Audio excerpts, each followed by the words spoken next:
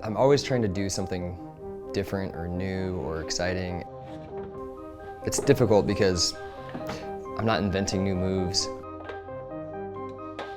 That being said, somehow each event we end up coming up with something.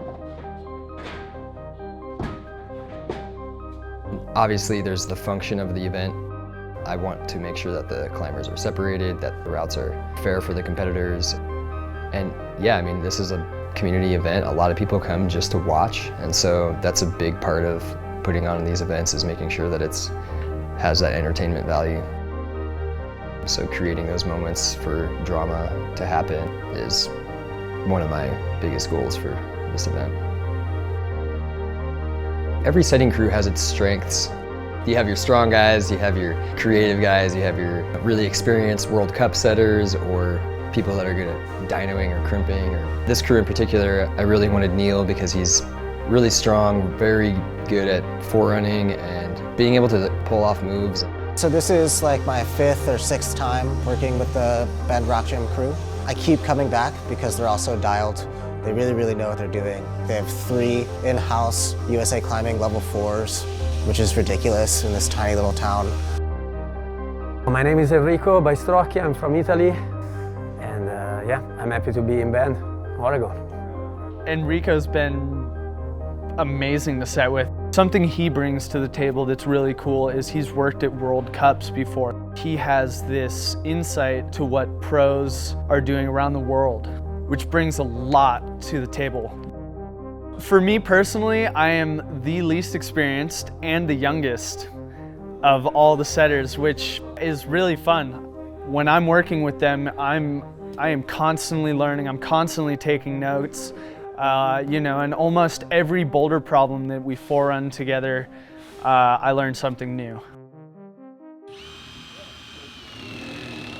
I set the females 2 boulder. I had an idea premeditated that I really wanted to execute. The move that I really wanted to set was this very precarious drop down and catch a hold at the same time.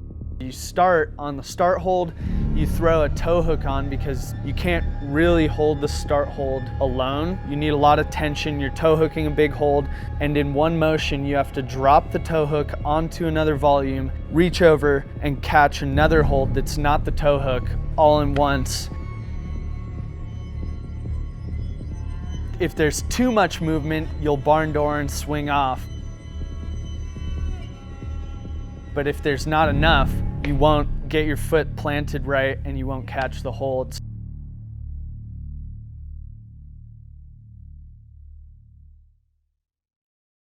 It was really fun for me setting for this event because the last 2 men's boulders and the last female boulder are all set with holds that I shaped for elevation climbing. I shaped those this last summer. We were trying to get most of the holds and all the series done before this event, and then as we got closer to the event, it was getting a little bit more tight on time and being able to finish all of those. Me and Joe have known each other for a while, just through the climbing world. But this is just the first 35 that we rushed to get done in time for this comp.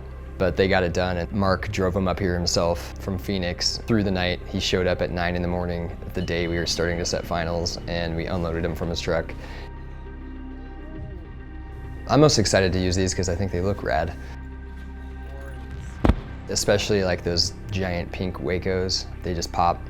And I'm just really excited to see what the setting crew comes up with these holds. So with men's 4, I kind of wanted a lot of like swinging around in that steep section. I was really going for a kind of crowd-facing move because of the rail that's on each of those horns. You can kind of make these holds directional so that it's a little bit easier to grab facing one direction versus facing the other direction.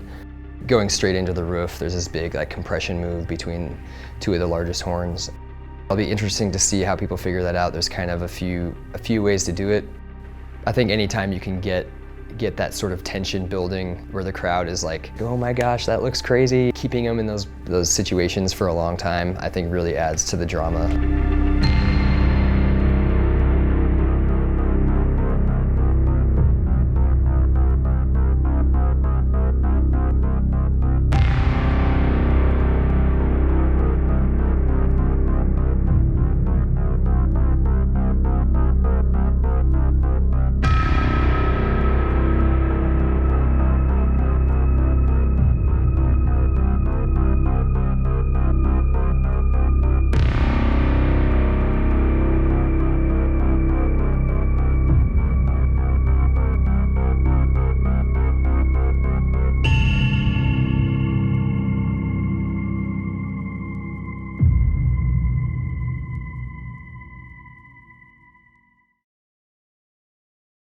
Obviously you see the product that goes on the wall, but very seldomly actually do people see into what is really involved with route setting. And a lot of it is manual labor, quite frankly. There's a ton of lifting heavy things, for example, and you work in a dangerous environment, you're on ladders, you're using power tools, and then there's a lot of logistics, right? It's not just like, oh cool, put a route in this section. It's like, no, we want this kind of route in this kind of section. This is gonna be Boulder 4. At this point, we know who our competition's gonna be. We need this boulder to be the separator, and we need the move in this, you know, it gets very complicated, and route setters have to navigate all of that. It's pretty remarkable to see them work and watch them, yeah, do a lot of manual labor, but also be incredibly intelligent and incredibly creative. It's really fun for them, and I know they really enjoy it, but it's also, there's a lot of pressure on them to be successful. Like, they have to put up good routes.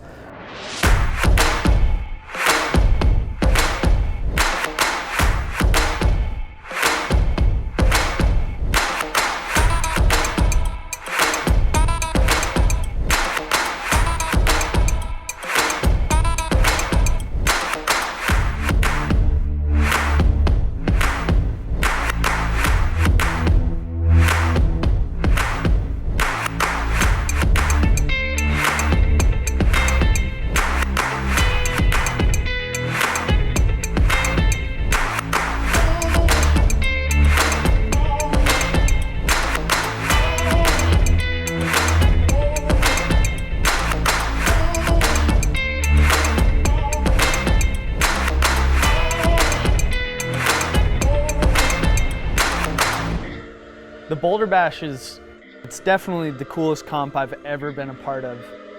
The people here, the community gets super psyched for it. It's exciting to get all that psych in one place at one time.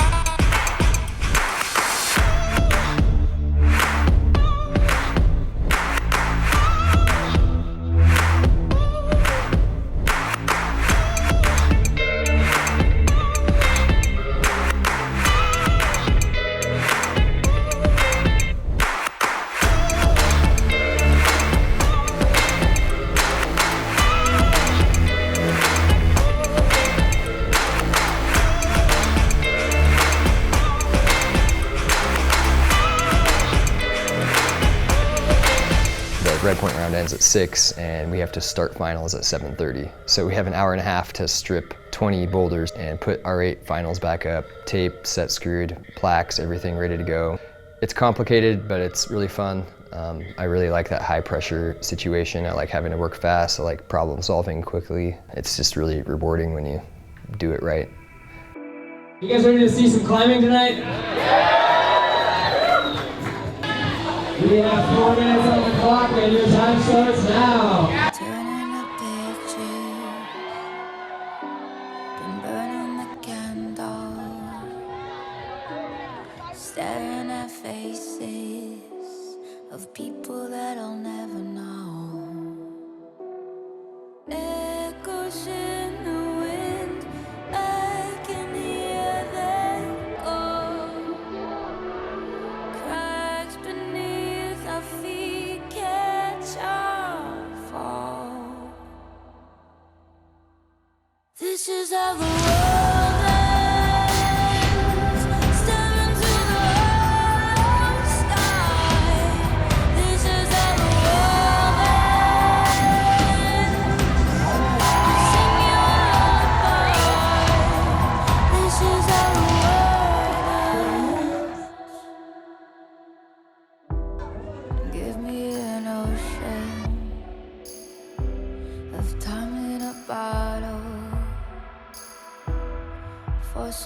handhold. I don't wanna let it go. All right, we got 2 climbers getting high on the You wall. said that